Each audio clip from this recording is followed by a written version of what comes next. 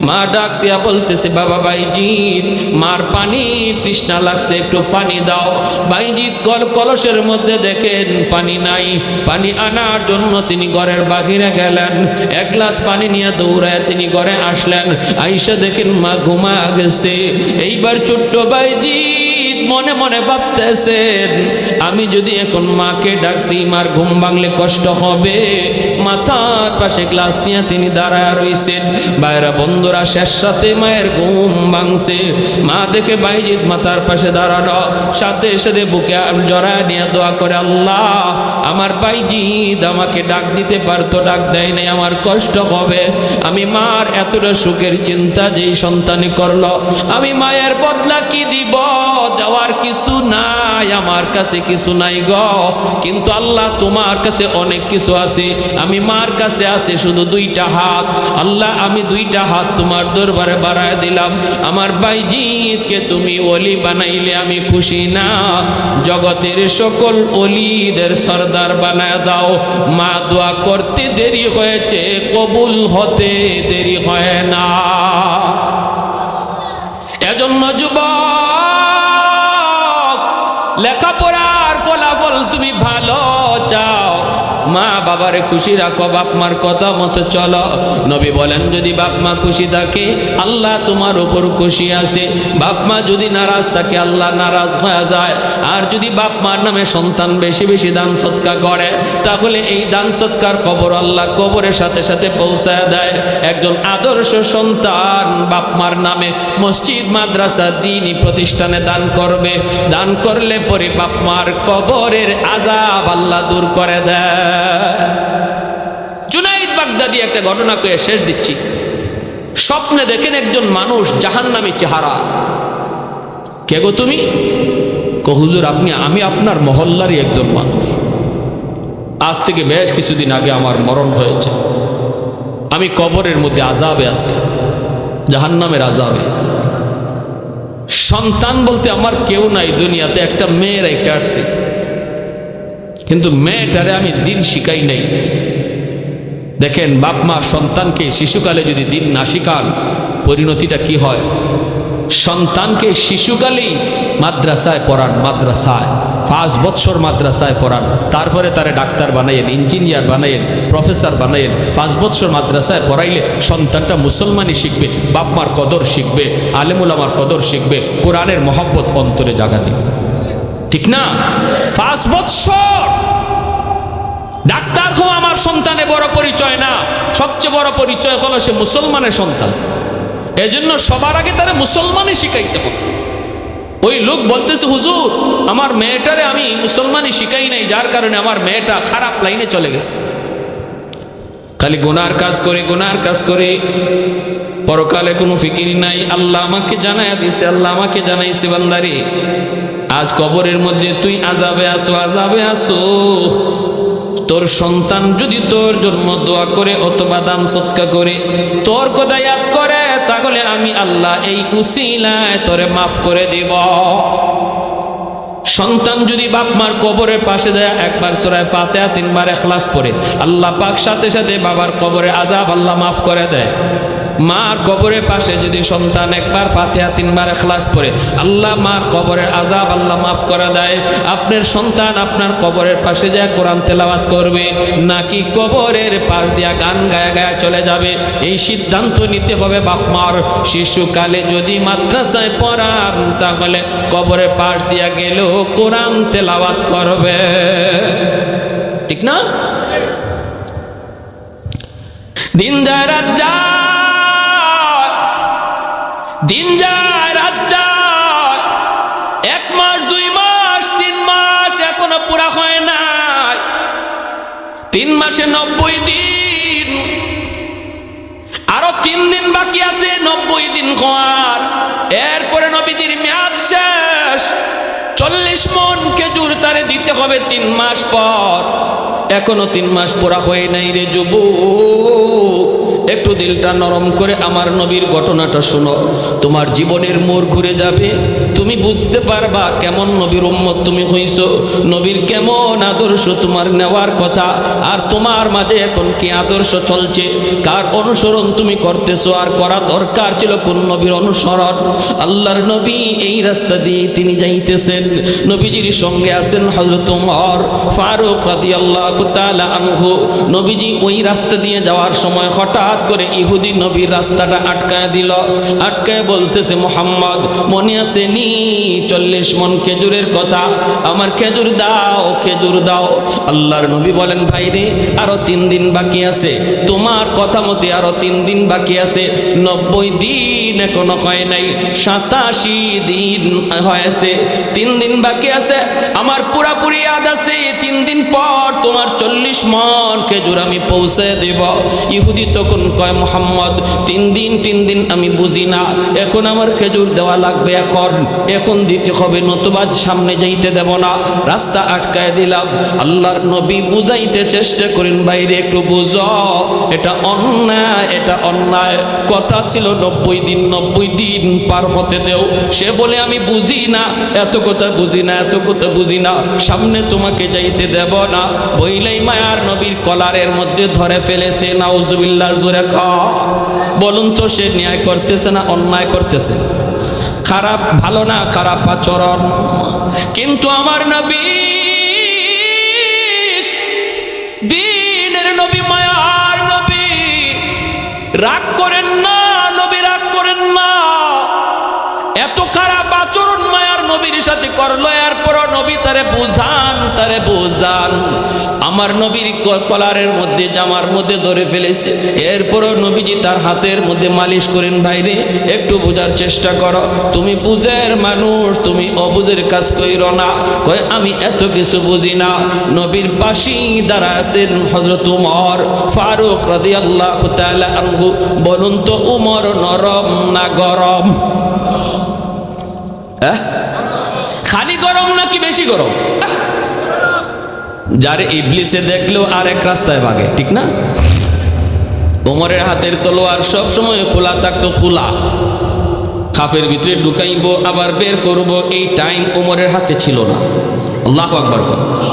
যেখানে বসাইবার দরকার নগদ, এজন্য ইবলিসে কইতো, আল্লাহ রে, এই বেটা যেভাবে খোলা তলোয়ার লইয়া হাঁটে, কোন দিন আমি ইবলিস যে বাটে পড়ি। এজন্য হে যদি দেখতে হযরত ওমর এই রাস্তায় আসতেছেন, হে আরেক রাস্তায় যাইতো। আল্লাহ নবী বলেন, সবার সাথে শয়তান আছে, কিন্তু আমার উমরের সাথে শয়তান নাই। সাহাবায়ে কেরাম বলে, ইয়া রাসূলুল্লাহ, আপনার সাথেও কি শয়তান আছে? নবী বলেন, আমার সাথেও আছে, তবে আমার শয়তান মুসলমান হয়ে গেছে। সুবহানাল্লাহ, জোরে বলুন আল্লাহু আকবার। এক লোক মদ বেচবো বাজারও, কলস ভরে মদ নিয়ে যাইতেছে, আর যায় আর মনে মনে কয়, আল্লাহ আল্লাহ, তুমি আমার আজরাইলের সামনে ফালাই দিও, তো ওমরের সামনে ফালাইও। কিন্তু যেখানে বাঘের ভয়, এখানে আসেনি, আপনাদের এলাকায় ওইটা আসেনি এই কথা, যেখানে বাঘের ভয় এখানেই বলে রাইতে হয়। যে উমরের ডরে যাইতেছে, হঠাৎ করে দেখে ওই উমরে আসতেছে, কলিজা পর্যন্ত কাইপে উঠছে। ও মালিক, মালিক, তোমার কাছে চাইলাম কিতা, ওই লোকিতা, আল্লাহ উমরের কাছ থেকে বাঁচাও, উমরের কাছ থেকে বাঁচাও, উমরের কাছ থেকে বাঁচাও। এভাবে কয়ে কয়ে রাস্তার কিনারা দিয়ে যাইতেছে, মনে মনে কয়, আল্লাহ কোনো রকম আমারে পার করে দেও, আল্লাহ কোনো রকম পার করে দেও। রাস্তার কিনারা দিয়ে চলে যাইতেছে, কলসটারে লুকায় লুকায়া, মনে মনে ভাবতেছে হয়তো ওমর দেখবে না। কিন্তু যেই মাত্র সোজাসুজি হয়ে গেল রাস্তায়, ওমর ডাক দিয়ে দিলেন, ও মিয়া দাঁড়াও। কি বুঝেন? খলিজাত পানি আসেনি, বুকো পানি আসেনি, শেষ। হযরত ওমর কাছে আসছে না, এসে বলেন, কলসে কি? ঢাকনা দেওয়া কলস। এখন কি কয়? যদি কই কলসে মদ, ওমরের হাতের তলোয়ার কিন্তু খোলা, তলোয়ার। যদি কয় মদ, তাহলে এখানেই কবর। বাঁচার জন্য কয় কলসের ভিতরে দুধ। কি কয়? মনে মনে ভাবতেছে হয়তো দুধ খাওয়ার পরে উমরে বলবে ঠিক আছে চলে যাও, কিন্তু না গো, এমনও হয় নাই। উমরে কয় দুধ না অন্য কিছু দেখতে হবে, ডাকনা সরাও। যেই মাত্র কইছে ডাকনা সরাও, ডাকনার দিকে যখন হাত বাড়ায়, হাতে কাঁপতেছে, বডিতে কাঁপতেছে, আর কালিমা পড়তেছে, আর কই এখানে জীবনে শেষ কথা যেন কালেমা হয়। মনে মনে কই আল্লাহ, বহুত বড় অন্যায় করে ফেলেছি গো মাবুদ, তোমার কাছে চাওয়ার তো কোনো কিছু কমতি নাই। আল্লাহ, আমি বহুত বড় অন্যায় করে ফেলেছি, জীবনের জন্য আমি তওবা করলাম, আমি আর জীবনে মদের ব্যবসা করব না। আল্লাহ, তুমি আজকের মতো আমাকে বাঁচাও। দিলে দিলে শুধু কান্না করে করে আল্লাহর কাছে তওবা করেছে। আল্লাহ তার দিলের কান্না আল্লাহ কবুল করে ফেলেছে। যেই মাত্র দিলে দিলে তওবা করেছে রে আল্লাহর গোলাম, তওবা করার জন্য মুফতি সাহেবের কাছে যাইতে হয় না, অপরাধ থেকে ফিরে আসার জন্য চেয়ারম্যানের কাছে যাওয়া লাগে না রে আল্লাহর গোলাম। আল্লাহর নবী বলে আত্তাইবু মিনাদ যামবি কামান লা যামবা লা। তুমি অন্যায় করেছো, অন্যায়ের কথা কাউকে বলা লাগবে না, কারো কাছে গিয়ে বইলে তোমার তওবা করা লাগবে না, মুখে মুখেও বলতে হবে না, পয়সা করেও খরচ করা লাগবে না, শুধু দিলের ভিতরে তুমি কও আল্লাহ ভুল করে ফেলেছি, অন্যায় করে ফেলেছি গো মালিক। এই অন্যায়ের খবর কেউ জানে না, জানো শুধু তুমি। আল্লাহ, তুমি যেমন গোপন করে রাখছো, কিয়ামতের ময়দানও এই দোষটা গোপন করে রাখো। আল্লাহ, আমি আর জীবনে এই অন্যায় করব না। আল্লাহ পাক তার দিলের কথা শুই না, তার তওবাকে আল্লাহ কবুল করে নেয়। এখানে আপনারা যারা আসছেন, আপনারা কে কোন অপরাধে জড়িত, আমি কোন গুনার মধ্যে জড়িত কেউ জানে না, জানেন আল্লাহ। এই জায়গায় বসে যদি মনে মনে তওবা করে ফেলি, আল্লাহ গো, আল্লাহ আমার এই অপরাধ কেউ জানে না, জানো তো তুমি। আল্লাহ, এই জায়গায় বসে আমি তওবা করলাম, আর জীবনে আমি এই অন্যায় করব না, এই অন্যায় পথে যাইব না। আল্লাহ পাক তোমার দিলের কথাটা আল্লাহ পাক শুনতেছেন, কারণ আল্লাহ আলিমুম বিযাতিস সুদূর। রব্বুল আলামিন বসার আগে তুমি ছিলা গুনাহগার, দিলে দিলে তওবা করার পরেই তুমি হয়ে যাবা আল্লাহর ওলি। তওবাকারীর নাম আল্লাহর তালিকায় ওলির খাতায় লেখা হয়, ওলির খাতায় লেখা হয়। অতএব এখানে আমরা যারা বসলাম, এই মুহূর্তে যদি গুনাহ থেকে সরার নিয়ত আমরা এখন করি, তাহলে নিয়ত করার সাথে সাথে আল্লাহ পিছনের সব গুনাহ মাফ কইরা ওলির খাতায় আমাদের সবার নাম লিখে দিবে। কারা কারা এই নিয়তটা করতে পারি একটু হাত তুলে আল্লাহকে দেখা। সবাই সবাই সবাই। আল্লাহ, তুমি প্রতিটা হাতকে কবুল করো। আল্লাহ, জানি না আমরা কে কোন গুনাহে জড়িত, কিন্তু আল্লাহ তুমি তো জানো। আল্লাহ, আমরা সবাই স্বীকার করলাম আমরা আর এই গুনাহ করবো না। আল্লাহ, তুমি মাফ করো। আমিন কোন সবাই আমিন। হাতটা বাড়াইতেছে কলসের দিকে, হাতটা কাঁপে, বডিটা তার কাঁপে, ভয়ে কাঁপতেছে, কিন্তু আল্লাহর দরবারে তার দিলের কথা তো কবুল হয়ে গেছে আল্লাহর গোলাম। যেই মাত্র কলসের ঢাকনাটা সে সরাইছে আর নিয়ত করে ফেলেছে, এখনই তো আমার কল্লা যাবে, আমিও তো এমনি বাঁকা হয়ে রইছি, কল্লা তো আমার রেডি হয়ে রইছে। ওমরের হাতে তো তলোয়ার, মাত্র তলোয়ারটা চালাবে, দেহ থেকে কল্লা আলাদা হয়ে যাবে।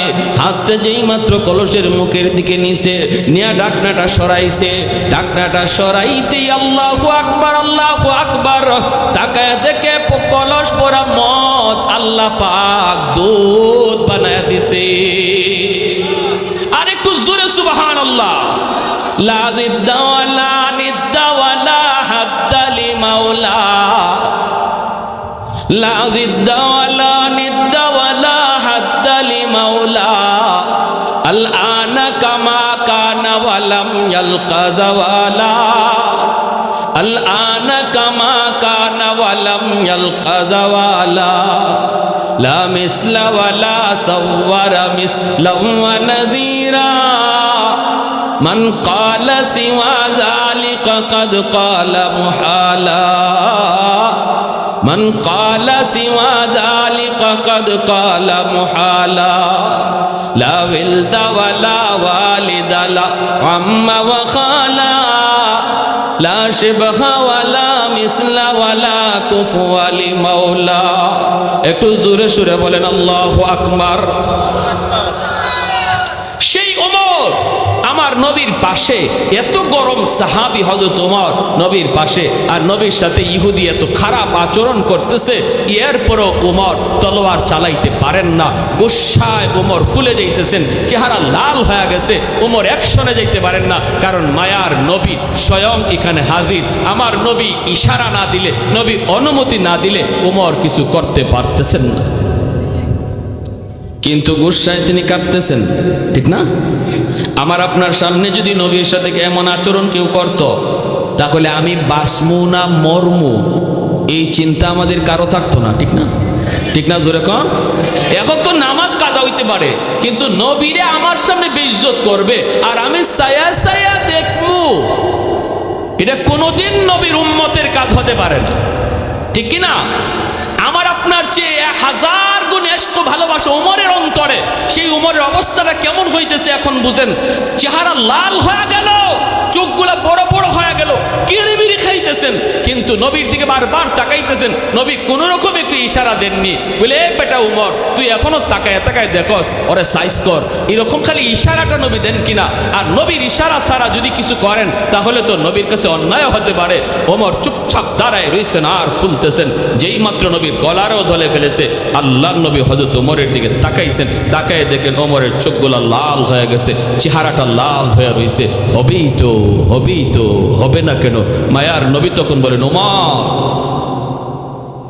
ধমক দেওয়ার কথা ইহুদিকে আমার রহমতের নবী বলতেছেন, ওমর চোখ নিচের দিকে নামাও, গোসা থামাও, সে পাওনাদার, দুই কথা বলতেই পারে, তোমার আমার রাগ করা উচিত নয়। আরো আসতে এখন সুবহানাল্লাহ। চিনে যান নবীকে, কোন নবীর উম্মত আমি আপনি, একটু নবীর আদর্শটা শুনে যান। আর আমি আপনি হইলে কি কইতাম, এই তুই এরে এখনো জমিনের উপরে রাখছো, হ্যাঁ? পাশে যে থাকতো বডিগার্ড, এরে কইতাম তুই এরে এখনো জমিনের উপরে রাখছো, এরে তাড়াতাড়ি জমিনের নিচে শোয়াই দে।